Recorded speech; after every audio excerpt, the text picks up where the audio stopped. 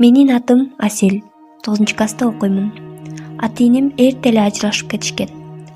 Апам каза болгон. Атам кайсы жакта экенин билбейм. Азыркы учурда тайжемдин колундамын. Neyse gel.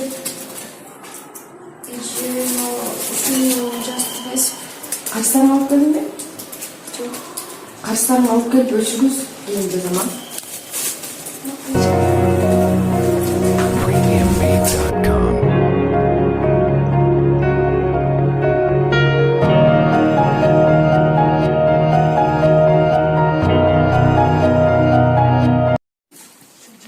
Ушул жетимди табыш абдан кыйын болду.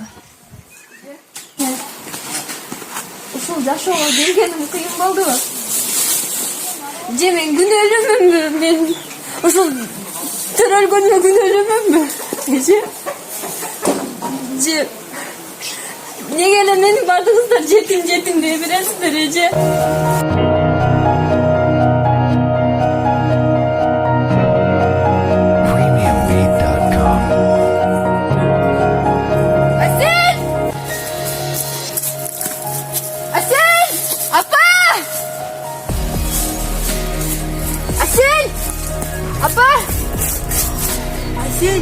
Асел, мен андай майда айтқан емеспін. Geçirші мені. Асел, geçirші.